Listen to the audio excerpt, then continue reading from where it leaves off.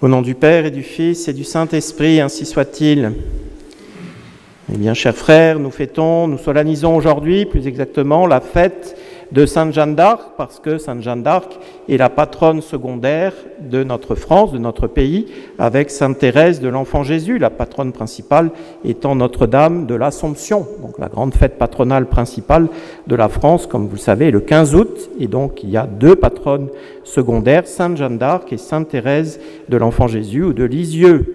Et donc, Sainte Jeanne d'Arc, eh bien, vous connaissez tous son épopée et tout ce qu'elle a fait pour notre pays. Elle a, comme dit la collecte de cette belle messe de Sainte Jeanne d'Arc, elle a protégé, sa mission était de protéger le pays et la foi catholique, de faire rester la France catholique, voyez-vous.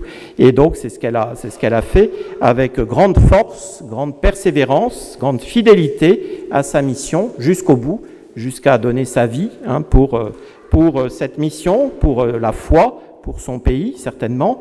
Elle n'a pas été canonisée sous le titre de martyr, mais seulement de vierge, mais on peut vraiment penser aussi qu'elle est une martyre, vraiment une martyre qui a été fidèle jusqu'au bout à sa mission.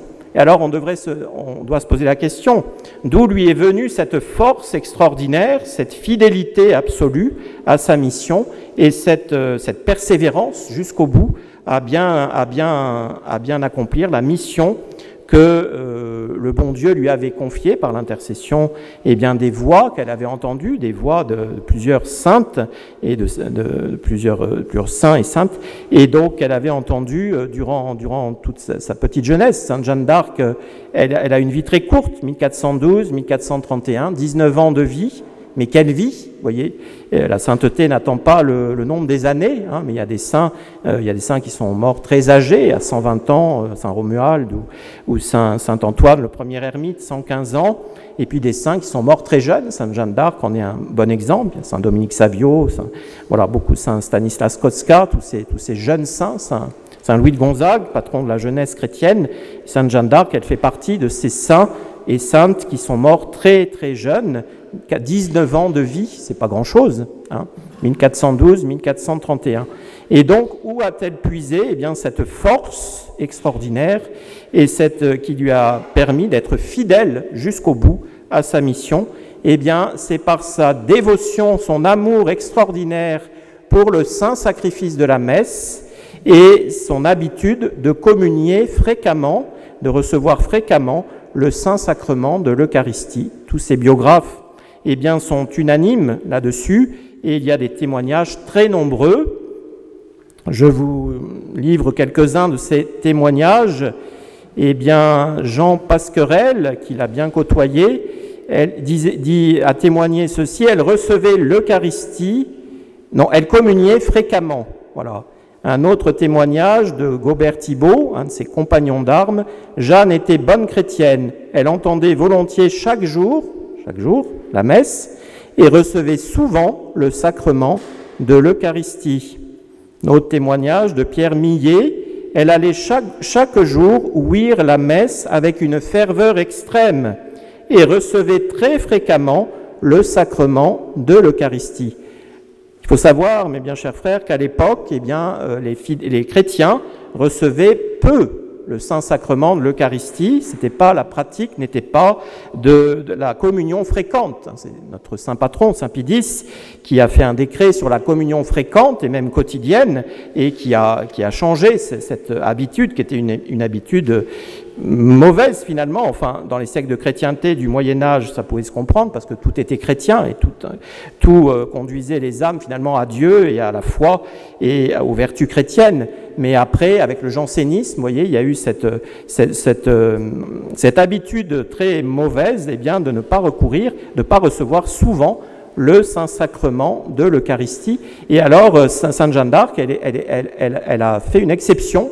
Elle recevait à peu près 2 fois par semaine le Saint-Sacrement de l'Eucharistie. Et elle entendait la messe, elle participait, elle allait entendre la messe chaque jour, sauf vraiment impossibilité absolue. Donc c'est un exemple, et c'est de là qu'elle a tiré certainement sa force spirituelle, surnaturelle, extraordinaire, et vous voyez qu'il lui est venu de la grâce d'entendre chaque jour le saint sacrifice de la messe, d'y participer et de recevoir 2 fois la semaine à peu près le saint sacrement de l'Eucharistie. Elle avait un amour extraordinaire à la fois pour la messe, le saint sacrifice de nos autels, et pour la sainte Eucharistie.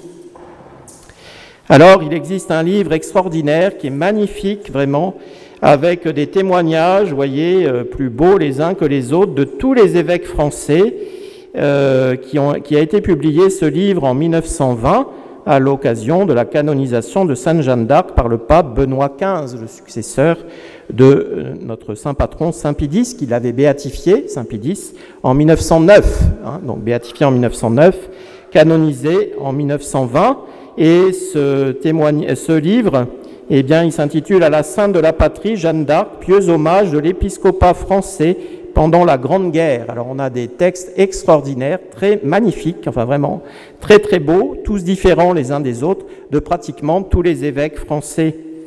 Et je vous lis un petit extrait de l'un de ces textes. C'est le texte de Monseigneur Lequien, qui était à ce moment-là évêque de la Martinique, et son texte est daté du 19 décembre 1918, vous voyez.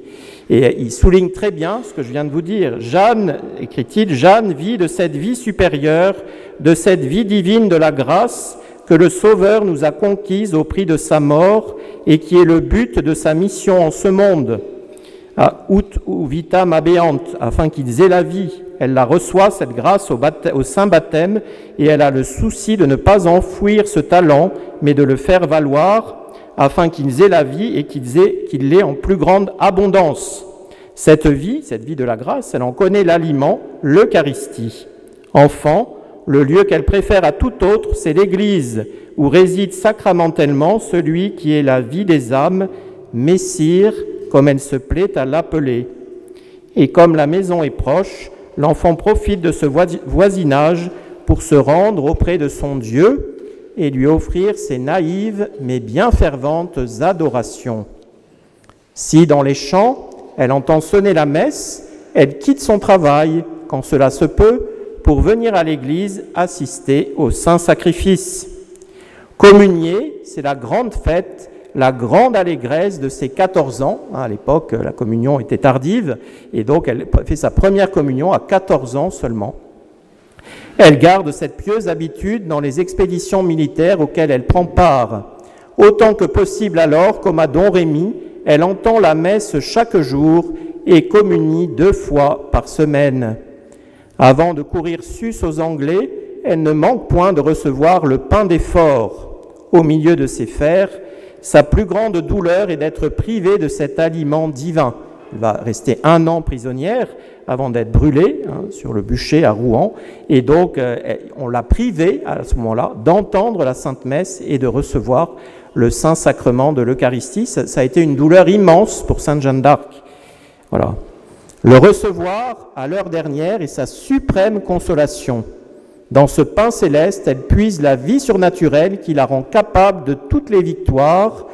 L'Église le chante dans la post-communion de la messe de sa fête, la post-communion que je chanterai à la fin de cette messe, et qui parle de ce pain céleste dont la bienheureuse Jeanne se nourrit si souvent pour vaincre.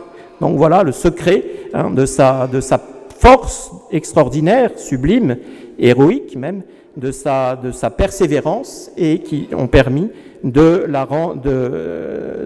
d'être totalement fidèle à sa mission, à la mission que le bon Dieu lui avait confiée. Et non seulement, par le saint sacrifice de la messe auquel elle assiste quotidiennement, par la Sainte Communion qu'elle reçoit souvent, elle trouve la force en elle, mais elle va répandre aussi cette double dévotion, je dirais, et purifier toute l'armée pour que l'armée soit forte aussi, parce qu'elle aura eu recours au sacrement de pénitence, elle aura eu recours au Saint-Sacrement de l'Eucharistie, et elle aura entendu la messe et prié avant toutes les batailles. C'est Monseigneur Duparc, l'évêque de Quimper à l'époque, qui dans son texte souligne cela. Il écrit ceci: Son secret, je viens de le dire, pour être si vaillante, si forte, la virginité. La méthode peut s'appliquer à d'autres. Les vertus militaires grandissent dans les âmes chastes. Les soldats de Jeanne en ont fait eux-mêmes l'épreuve. Elle les a pénétrés de sa propre pureté. La virginité perdue ne se recouvre pas, mais la pénitence peut la suppléer. La Vierge leur fait faire pénitence. Elle les purifie. Purifier, c'est une fonction virginale. Aussi devant elle, les âmes les plus grossières sont stupéfaites de se sentir chastes. C'était presque divin, dira Dunois, l'un des généraux de l'armée, dira Dunois quand il sera âgé. Divin, assurément, elle a le ciel dans le cœur, elle l'a par l'Eucharistie, elle le porte partout où elle va, et partout, l'Eucharistie, pieusement reçue, lui chante le même cantique, soit pur, soit humble, la communion gardera à ton sourire l'austérité virile.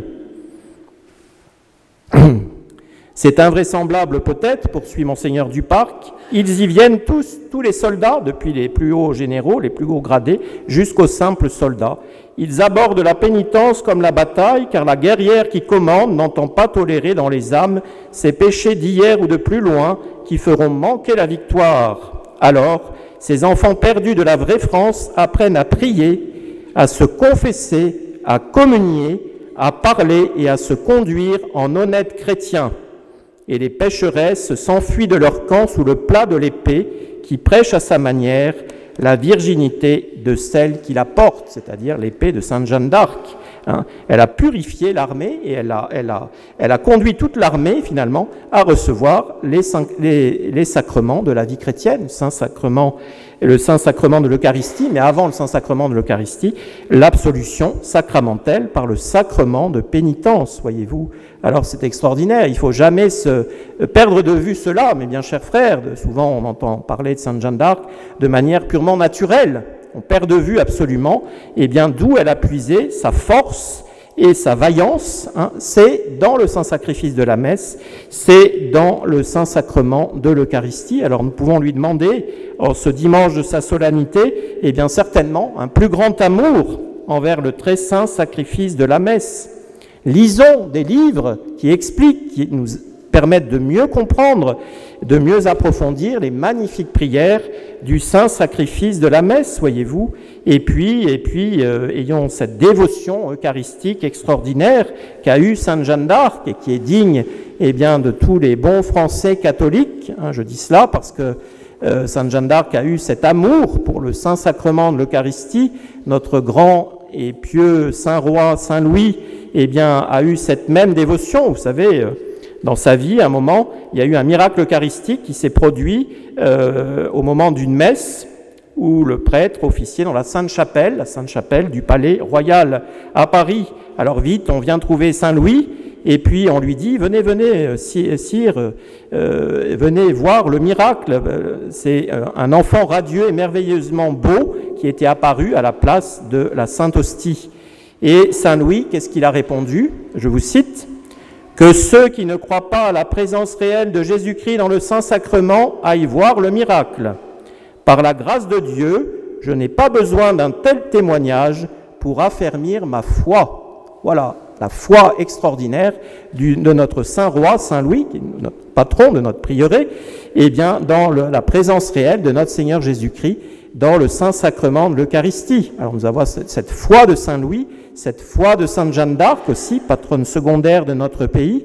Demandons cette foi vive pour être fidèle à la foi, vive dans la présence réelle de notre Seigneur dans le Saint-Sacrement de l'Eucharistie, qu'ont eu tous nos ancêtres catholiques et qui faisaient tant aimer la France à un Saint Pascal Bellon que nous allons fêter samedi prochain, 17 mai. Et Saint Pascal Bellon, c'est un Espagnol de la région de Valence, en Espagne, qui a vécu au XVIe siècle, de 1540 à 1592. Je ne sais pas pourquoi, il est très peu connu en France, mais enfin c'est un grand saint. Et le pape Léon XIII, en 1897, l'a proclamé patron de toutes les œuvres eucharistiques, parce qu'il s'est distingué par un amour, une adoration extraordinaire envers le saint sacrement de l'Eucharistie. Et alors, saint Pascal Bellon, nous dit un de ses biographes, avait pour la France une dilection particulière.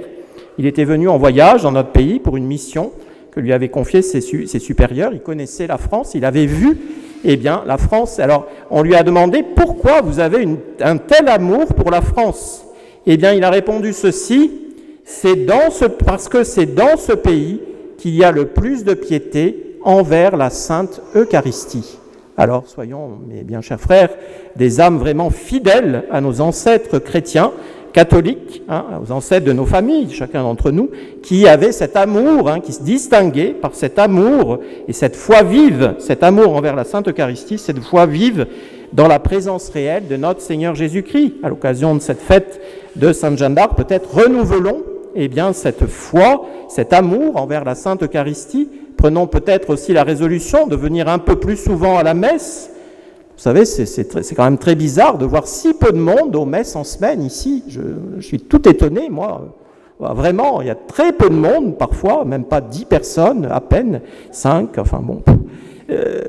Voilà, c'est là qu'on puise les grâces. C'est là et pas ailleurs qu'on puise les grâces nécessaires pour être fidèle et pour être prouvé fidèle le jour de notre mort, de notre passage de la terre au ciel. Alors demandons cette grâce, de savoir puiser les grâces nécessaires à la fidélité, là où elles sont, dans le saint sacrifice de la messe, dans un amour sans borne, je dirais, un amour de feu, dans le très saint sacrement de l'Eucharistie. Ainsi soit-il. Au nom du Père, du Fils et du Saint-Esprit, ainsi soit-il.